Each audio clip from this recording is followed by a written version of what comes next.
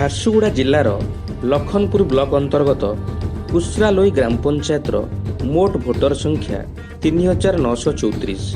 ଏହି ପଞ୍ଚାୟତରେ ତ୍ରିସ୍ତରୀୟ ନିର୍ବାଚନରେ 4 ଜଣ ସରପଞ୍ଚ ପ୍ରାର୍ଥୀ ଭାବେ ପ୍ରତିଦ୍ୱନ୍ଦ୍ୱିତା କରୁଥିବା ବେଳେ ସମିତି ସଭ୍ୟ ପଦ ପାଇଁ 3 ଜଣ ମହିଳା ପ୍ରାର୍ଥୀ ମଇଦାନରେ ଅବତୀର୍ଣ୍ଣ।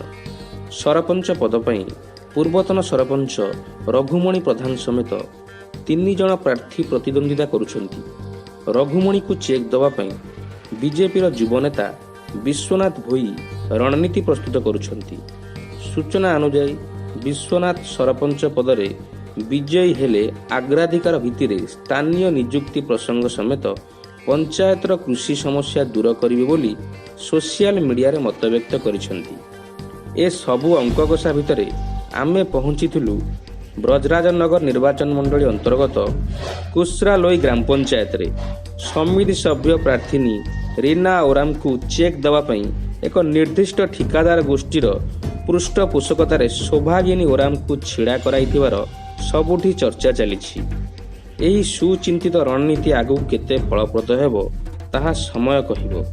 ସମିତି ସଭ୍ୟ ପ୍ରାର୍ଥିନୀ ଦମୟନ୍ତୀ ସା ଓ ରୀନା ଓରାମଙ୍କ ମଧ୍ୟରେ କାଟେକି ଟକ୍କର ହେବାର ସମ୍ଭାବନା ଥିବାବେଳେ ସରପଞ୍ଚ ପଦ ପାଇଁ ବି ସମାନ ପରିସ୍ଥିତିକୁ ନେଇ ଆଗକୁ ରୋମାଞ୍ଚକ ହେବ ବୋଲି ରାଜନୈତିକ ବିଶେଷଜ୍ଞଙ୍କ ମତ। ଏ ସବୁ ପରେ କାହା ନାଁରେ ଭୋଟ ବାକ୍ସରେ ଭୋଟ ପଡ଼ୁଛି ଆଉ କାହାକୁ ସରପଞ୍ଚ ପଦ ମିଳୁଛି ଓ କାହାକୁ ସମିତି ସଭ୍ୟ ପଦ ମିଳୁଛି ଦେଖିବାକୁ ବାକି ରହିଲା। देखुन रवींद्र बाबू इन तो मुद्दा तो अनेक अच्छे, समस्या तो अनेक अच्छे, समाधान रास्ता भी अच्छे। मोर गुटे मात्र मुद्दा है जे बेरोजगार के केंदा रोजगार मिली पारबा, खेत के पैंट केंदा मिली पारबा, आउ पंचायतर सर्वविध उन्नति सामाजिक कौन, मानसिक कौन, शारीरिक कौन, अर्थनैतिक कौन, सांस्कृतिक कौन, समस्त केंता समाज कल्याण हवा तार मोर दायित्व अच्छी। कुश्रालोई पंचायत रे मुई समिति सभ्य प्रार्थनी भावे ठिया होइछे और मोर लक्ष्य होइछे आदर्श पंचायत बनाबी। मुई पंचायत रो बेकारी समस्या मन के दूर करवार अच्छे। एमसीएल ओपीजीसी रे पहला पंचायत रो युवक और युवती मानक नियुक्ति और अधिकार दिया जाए। आमर कुश्रालोई ग्राम पंचायत गोटे विस्थापित ग्राम पंचायत कहले चलवा। सियाड़े एमसीएल इे ओपीजीसी इन मुख्यतः आमर विस्थापन समस्याटा मुख्य समस्या है। विस्थापन समस्या तापर आमर बेकारी समस्या जेनटा कि आमर इन ओपीजीसी अच्छे, एमसीएल अच्छे, तार सत्वे भी आमर बहुत पिला एवं डिग्री डिप्लोमा विभिन्न डिग्रीधारी पिला अच्छन।